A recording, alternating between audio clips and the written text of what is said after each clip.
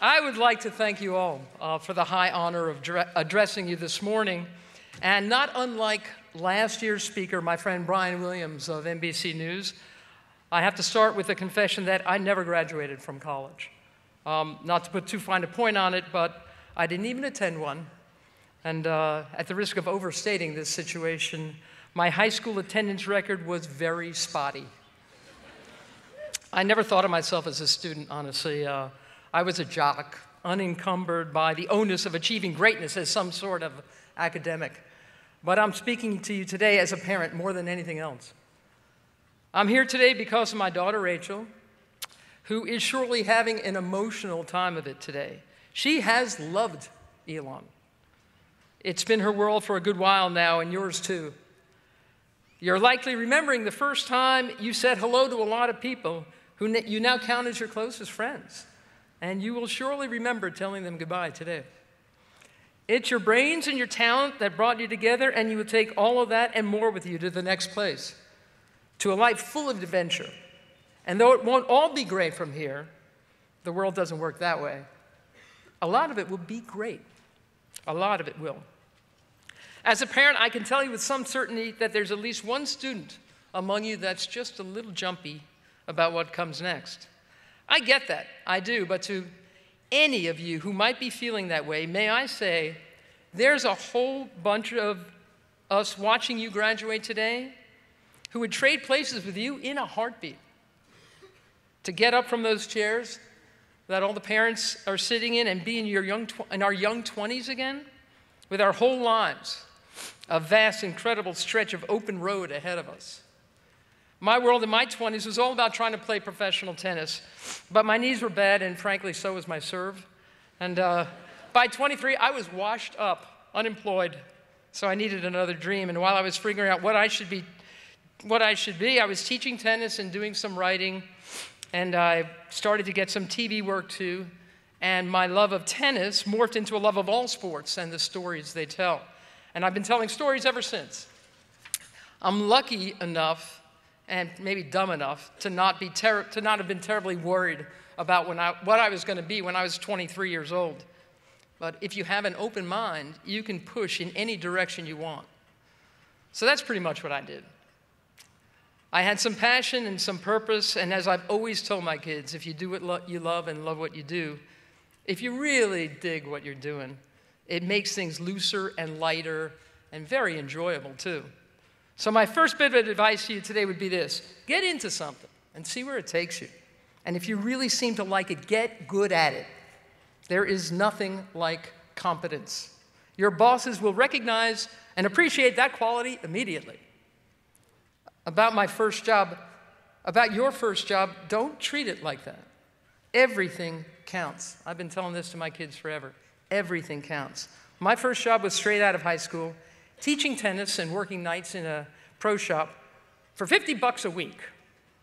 That went on for a year and a half in the hot Florida sun, and I had to share an apartment with 3 other women. And you know what? It was terrific.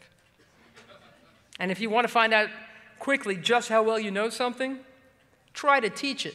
Am I right? I learned a lot about my sport by having to explain it to other people, and I learned a lot about myself, and I met a terrific guy, and who I was married to for 15 years, and one of our kids is sitting here about to graduate from Elon. That all came out of my first job. And while I'm happy to report that my salary is exponentially higher than it was when I was 18 years old, I'm not exponentially happier than I was when I was 18. I wasn't poor back then. I just didn't have any money. And I truly enjoyed where I was and who I was with and what I was doing and all the stuff that I imagined was ahead of me. All of which is to say, whatever you do when you leave Elon, treat it like it's the most important job you'll ever have. My first job shaped my whole life, so enjoy the experience. You may meet someone who can change your life. And give a good handshake, by the way. You never know whose hand is on the other side of yours. Build your reputation and your work ethic and your good name. There is a distinct thrill to committing to something, to be all in, to becoming the kind of person you admire most. And with that in mind, a quick tip about the workplace, your love life, and the perils of social media. If you've got to think about it, you probably shouldn't do it. I'm especially thinking about, yeah, right? I know. I'm especially thinking about Facebook posts or angry emails or drunken tweets. But pretend that you're sending those things directly to your Aunt Edna, who has no sense of humor. And though this may seem like a contradiction of that last bit of advice, bet on yourself. Take some risks, just out of your comfort zone risks. Challenge yourself often enough to really feel alive. Sometimes you just need to hold your nose and jump into something.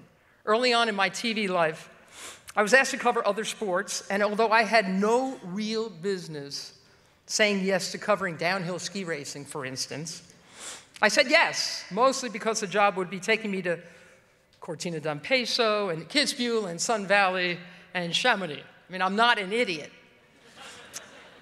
But my overriding attitude was, if I can't pull this off, I'll get canned. But I think I can pull this off. And I said yes then, and I still say yes whenever something sounds like it can turn out to be something special. I've been to the last 12 Olympics.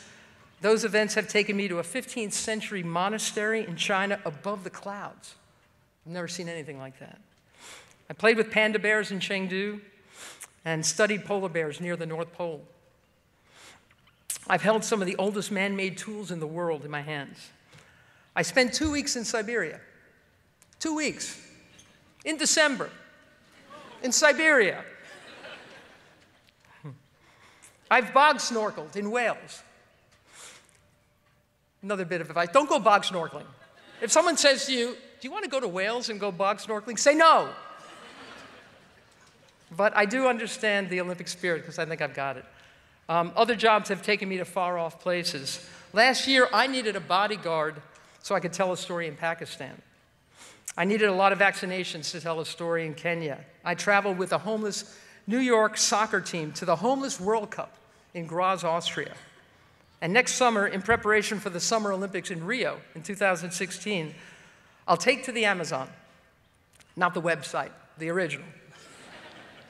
There are plenty of people who know more about the Amazon than I do, but I'm very curious and I'm very game.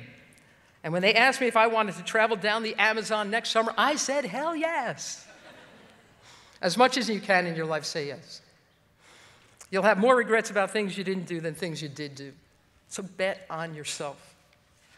Which brings me back to sports. Hold on 1 second. Yes. I've had chances through the years to move totally away from sports and into news, and I've resisted. And some people wonder why I like athletes so much. I love and admire the athletic heart. I respect commitment and resilience and patience and passion and purpose.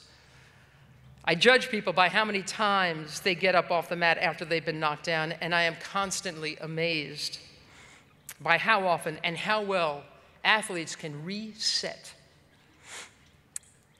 It's one of the best qualities to have, the ability to reset after you've taken a hard hit. I have had the pleasure and privilege of seeing the human spirit in full flight so many times, in so many ways. I've seen incredible sporting upsets that lift an entire nation into paroxysms of joy. I've seen athletes compete with broken legs and broken hearts and still find a way to triumph. I've seen defeats handled with so much dignity, it's made me cry. So many of the best stories in sports are the ones you find in the locker rooms of those who've just lost. Teams of men and women who comfort one another as they themselves weep. I love the athletic heart. So I've hung around sports because it's given me the chance to not only see those luminous moments of humanity play out, but also see so much of this magnificent world of ours. I love to travel across this planet, and my poor kid, Rachel, has heard me say this so many times, but I believe it with all my heart. We live on the greatest planet ever. I know that sounds very parochial of me. There are countless, nameless, unknown solar systems and billions of stars and suns and moons and black holes. I know that. but have you taken a good look around planet Earth? Astronomers get excited when they discover signs of water on Mars. We've got oceans with beluga whales in them. We've got lagoons. We've got forests with sequoias. We've got aardvarks, baby ducks, volcanoes and mountain ranges, and raging rivers and desolate deserts. We've got cocker spaniels, these big, wet eyes. Right? There may be all manner of life and intelligence and advanced thinking on millions of other planets, I know that. But do you think those planets have cocker spaniels? I say no, and I'm going to ask all of you to be better guardians of this planet than we have before you. From the time I was a very small child, my dad would implore me to be mindful of our world and its fragile ecosystem. No one has ever walked this earth lighter and gentler than my dad, Rachel's grandfather. I hope to see and cherish as much of this planet as I can before I'm all said and done with this life. And even if you don't like to travel, you can appreciate and respect what we have and what it all means to everyone and everything that lives here. A lot of you have been good students. You're good, solid people and good Americans. Go one step further. Be good earthlings and protect and heal this fine planet of ours. And just so you don't think I'm asking you to mop up after all of us who have come before you, let me say one final thing. I'm not asking you kids to change the whole world, but if you're kind, you're doing far more than you know. There's nothing more powerful than kindness. If you're kind to people, if you change one life because of how you treat someone, and if that person in turn is kind to someone else, that's how this great spinning world of ours really changes. One gesture, one conversation, one small, shiny little moment of time. Rachel, I still don't know where you are. She never listens. Actually, she does. Like so many other parents here feel about their kid, let me say that I adore you. And your dad and all the rest of our family are very proud of you, those who are here and those who wish they were. You're the kind of person we hoped you'd be. You have changed our lives in so many meaningful ways. Keep changing our lives. Keep changing other lives. I hope that all of you graduating from Elon today just keep doing that. Congratulations to you all.